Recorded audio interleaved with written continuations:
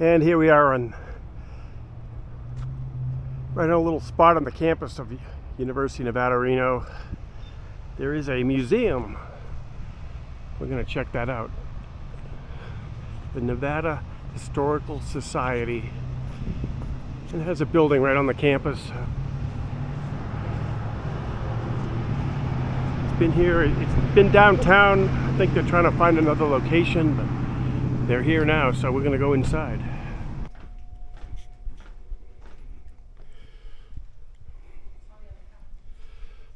So the first things we see is these pretty old slot machines, which are really interesting.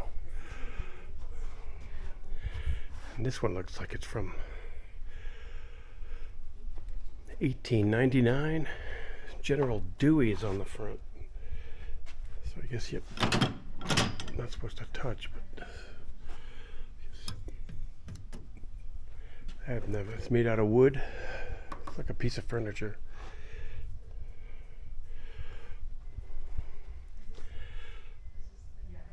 Invented by Charles Foy in San Francisco.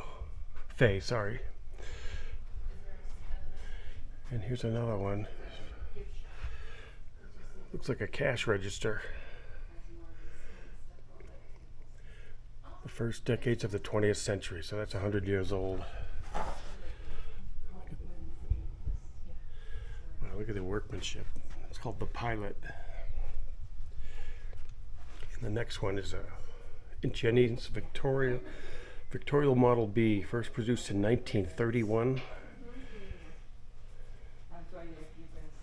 So this is like almost 100 years old.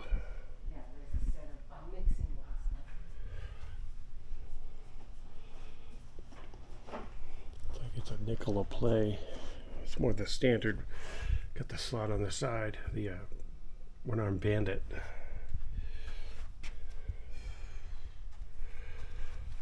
And this is more recent, 1959.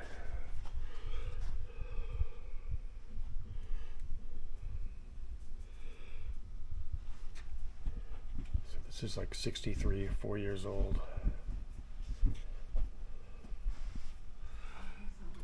This is got the Nevada Club on it, which was downtown Reno.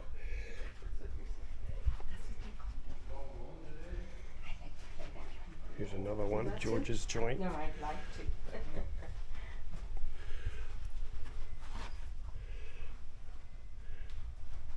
Starting to look a little more familiar. And this was Mini Bertha. So this was out in Wendover once upon a time.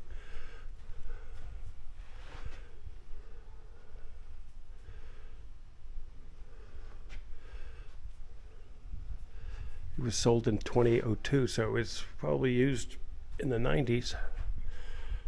It's huge.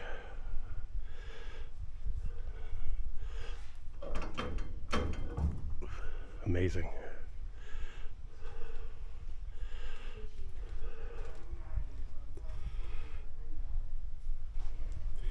Up here we have the gaming wheel from 1905.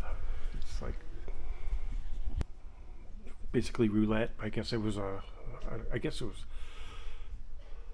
ball was thrown in the middle. And this is an old craps table.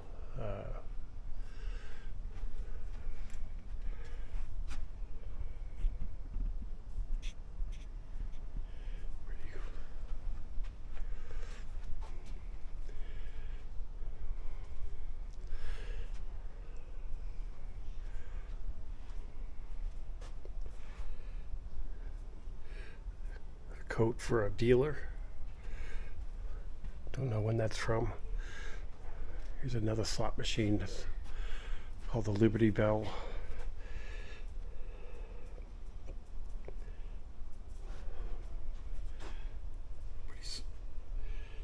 Familiar design.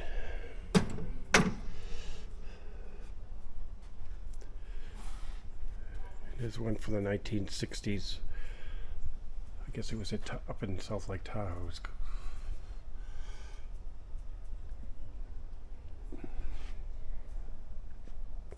Pretty elegant.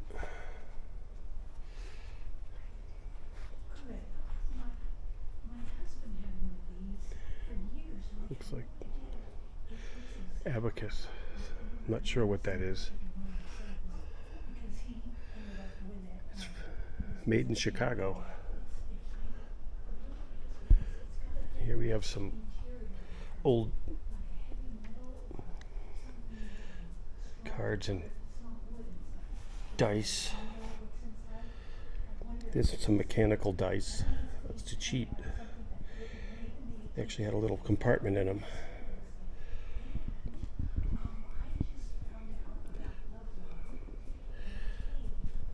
These are marked cards.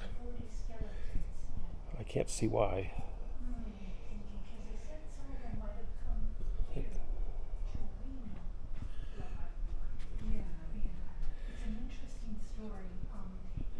It's more loaded dice.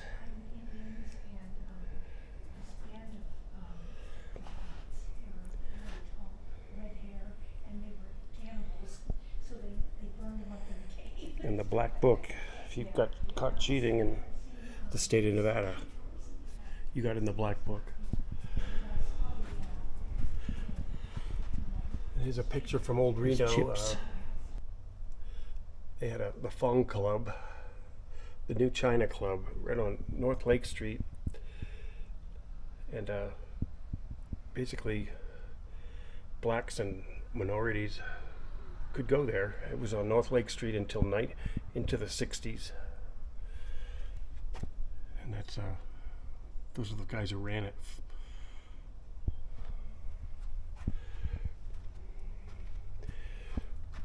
And this big wheel was in downtown Reno until 1940.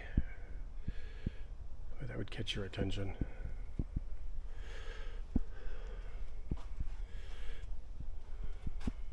Picture of the Mapes Casino, which was blown up in 2001 because the building was not salvageable. But a lot of big acts went through there. Hollywood people when Reno was in its heyday.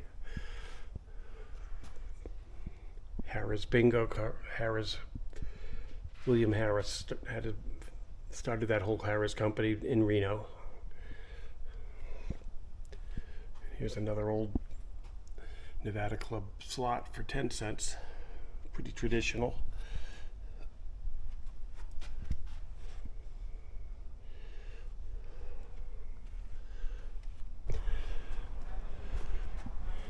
Here's some rifles.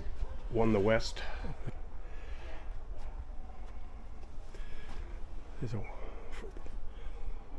Number one is a Winchester Model 1876. That's right there. And I want to show you this map. This map of the United States from 1823. And back then they didn't really know anything about Nevada or anything beyond like Illinois, pretty much. So, the East Coast, Virginia was still, but out here it's kind of interesting. They knew about the Great Salt Lake, and they figured there was a river going all the way to San Francisco Bay, which didn't exist.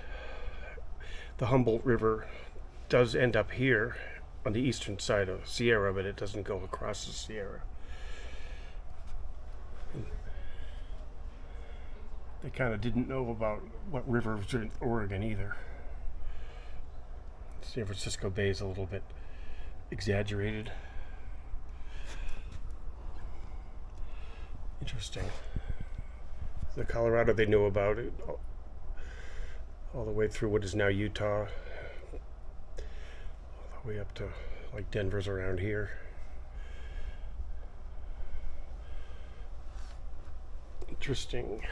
Missouri was just admitted as a state a few years before that, 1823, this map. And Oklahoma they were about to kick out all the Indians and make them walk out there, of course. The Cherokees, the Creeks. The Trail of Tears was coming up. Came in the 1830s and 40s.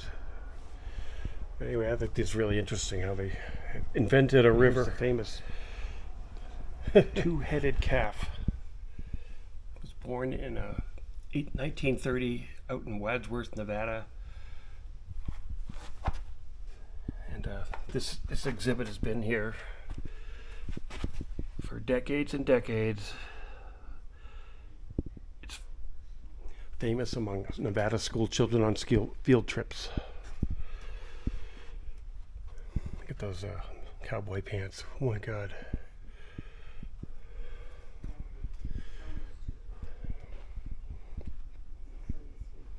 It's a peyote shelter.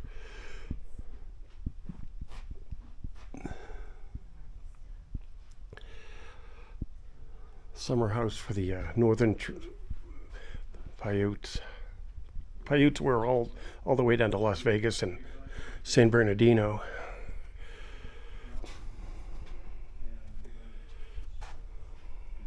There's a museum out in Nixon, Nevada that the reservation people run, which is pretty cool.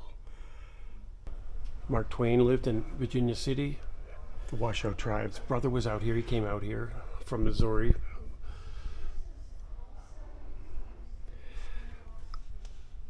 Samuel Clemens, born in Missouri, arrived in Nevada in 1861 with his brother Orion.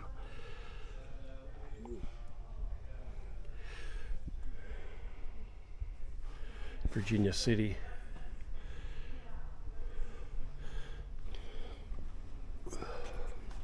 And we'd be remiss not to mention the mining, which started in Nevada. And that's gypsum. Gypsum was used to make cement and plaster. Garnet. That's garnet. Amethyst.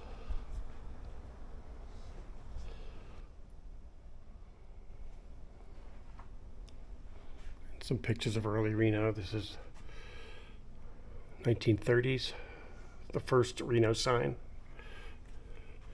This is the second Reno sign after 1940, 50s. And this is the third Reno sign, made in 1964, which now is in Willits, California. They actually, another city put their name in it, Willits.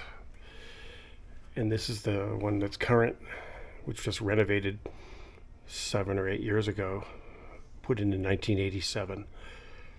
It's still there on Virginia Street.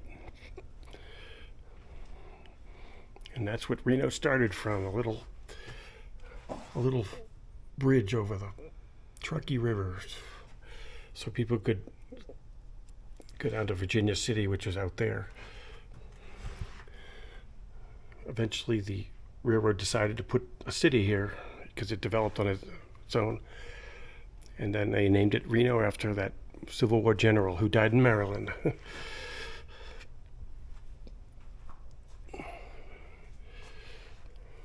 And that's about it.